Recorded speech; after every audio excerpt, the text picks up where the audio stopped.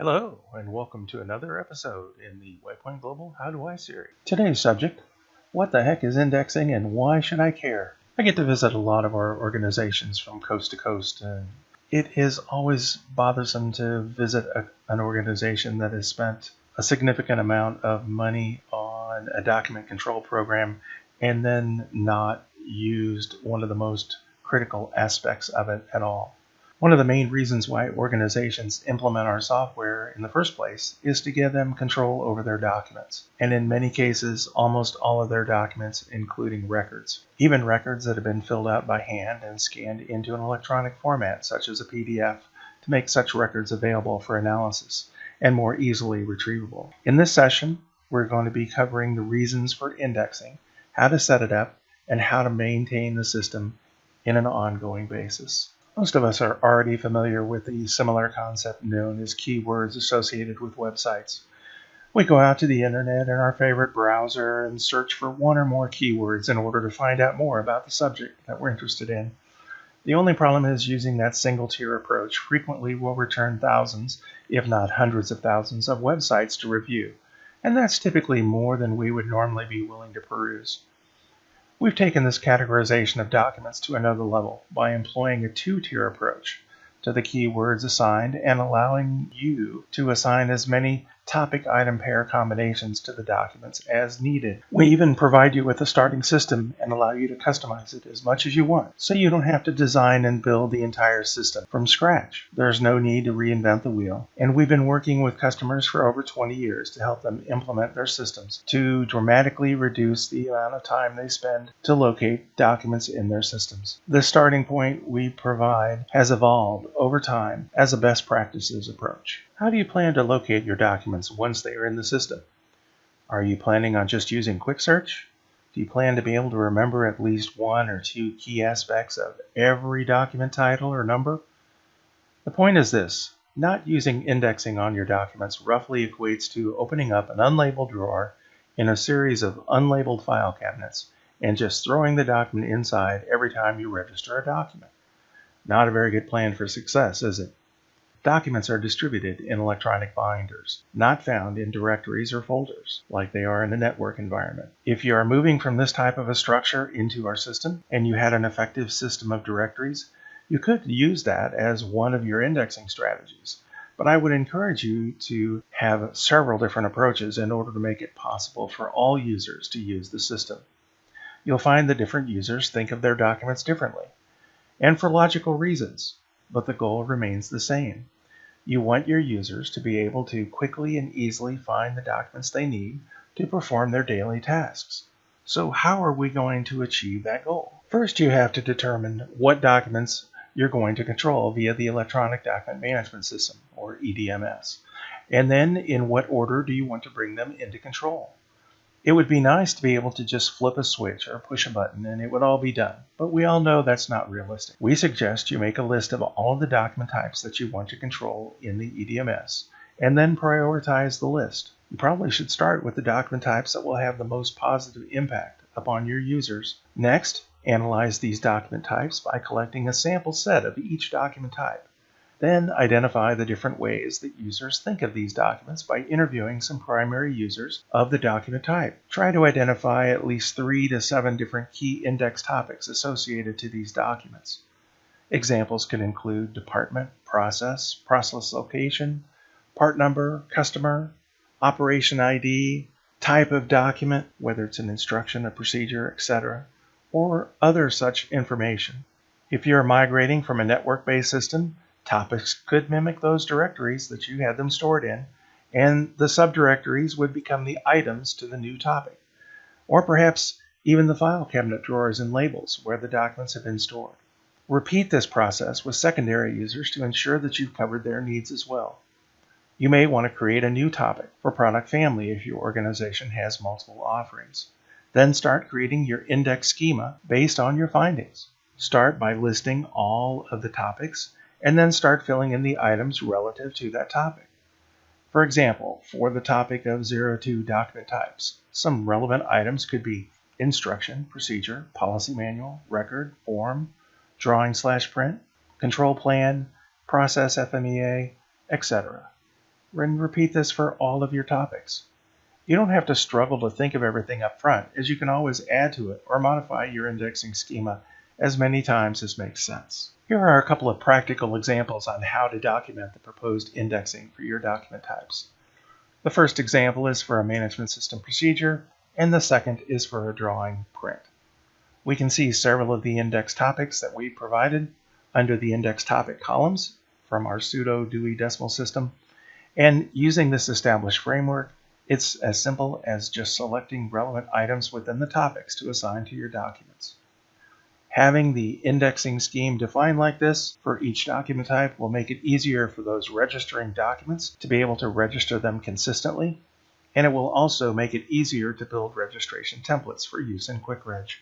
We already provide you with several pre-populated topics and items. Unless you just really want to build a system from the ground up, why not use a system that has evolved from use at thousands of companies around the world and just add to it? Populate what you can through the system pools and user-defined pools, as they automatically create indexing to reduce redundant effort. There are at least 10 system pools that auto-populate indexing via synchronization.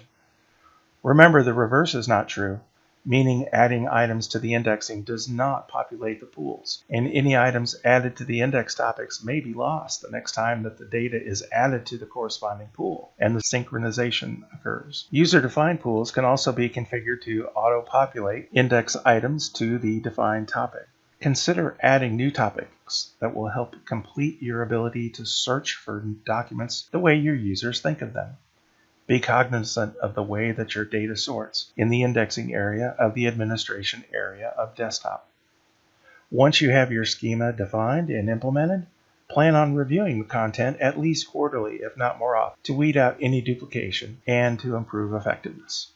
Our recommendation is that you would use the tools available in our Document Manager module to bring documents into the system that were created outside of the suite modules. Using QuickReg to register documents into the system using registration templates with predefined document and revision level properties will make the job easier and result in a far more consistent job of indexing than if they are registered one by one using the new document registration wizard in Document Manager. There are other training videos dealing with those subjects, one each for creating the templates and another for using those templates. And if you're starting with your first group of documents created in the suite, such as procedures, you will find that we auto-index quite a bit for you based upon the document and the selections that you've incorporated into the document, such as when you're selecting pool items for definitions, records, and other areas as well. Feel free to add as much as necessary to follow your documented schema, and that will certainly help with your consistency. Since this is such an important part of your document control system, we would encourage your organization to add this to their internal audit checklist to ensure that the system continues to be used years from now and that it is still being used correctly. Okay, so let's take a look at the software and how do we index using the software. I'm in desktop right now, and in order to look at our indexing, that would be under the administration menu. As I mentioned, the first area that we would want to populate here is under the pools. And that's below indexing down here in the pools area, both system and user-defined pools. System pools are automatically configured to create indexing automatically, at least many of them are, and then you can configure user-defined pools to do the same. In system pools, let's say for example, if we wanted to add some customers to our indexing, we would add them through the pool. So we're going to want to be able to reference them in documents. We're going to want to be able to generate non-conformances. Say, for example, if a customer complaint comes in, we might want to be able to have that customer information available. And it's always nice to have that information pre-populated. That way you can control how it's entered so that information doesn't get entered incorrectly, like misspelled, or if you want to put in different plants for the same customer and you want to be able to differentiate between those in your report, you'll need to enter them as additional line items. So in order to edit the customer pool, I'm going to double click on it, and that's going to bring up the edit pool dialog. And if I want to add a new one, I'll just click on the new button here, and I'll put in lexicon automotive. It's kind of out of the mainstream here. I'll go ahead and do a spell check on there. And if I want to enter more, I can hit the enter next button. That'll move this information down here in case I'm working from a list. And then I would have this window ready to populate more information. I'm just going to say OK. And that information is now entered into the pool. And I'll say OK. And now that information has now been added to my indexing. And how do I check that? Well, if I scroll up to my index topics here and look at 03 customer, lexicon, automotive now appears in my indexing. So it's consistent and it removes the redundancy of having to type it into two different places. Let's take a look at the index topics that we talked about that make up our pseudo Dewey Decimal System here.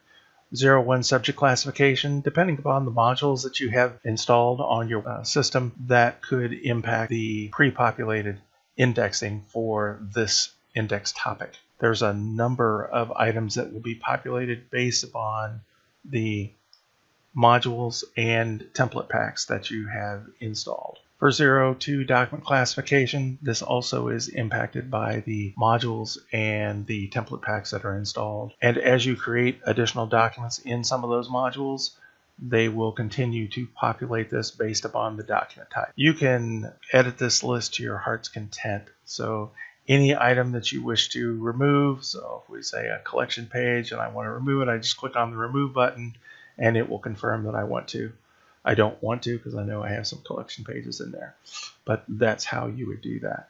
We've already taken a look at customer department. This is another one that is populated. All of the 03s are populated through pools. 03 customer department, facility, and part number are all system pools. Supplier is a user-defined pool. I did add in an additional pool here, a user-defined pool for processes, for our listing all of the processes in our organization. And I created a similar one for process locations. So if we want to find documents and be able to locate things by the process location, that's another way that we would be able to search for information.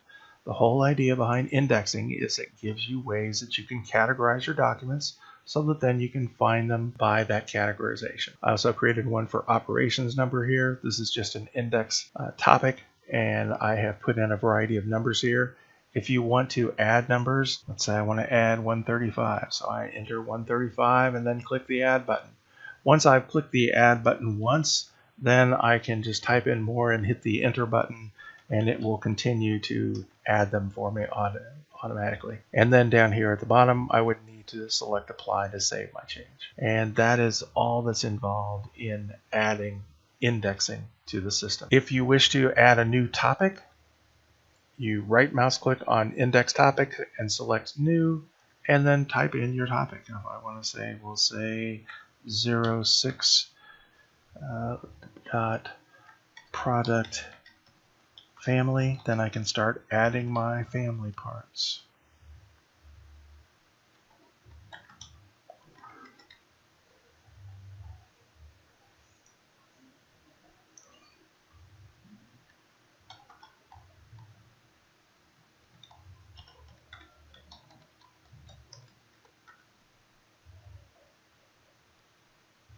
And so forth. And then apply to save my change. And now I have a new index topic that's populated with the items that I want to. Now remember, the reason that we're going through this exercise at all is so that you can categorize your documents, so that you can find them by the ways that your different employees think of the documents. And then we're going to utilize this indexing, because the indexing is what's used as the filtering medium when we're building binders. We'll talk about building binders in another video. But that's all there is to indexing. It's not as intimidating as many people seem to think that it is. It is very essential in using the tools to their maximum benefit. Look for more training videos in the Waypoint Global How Do I series.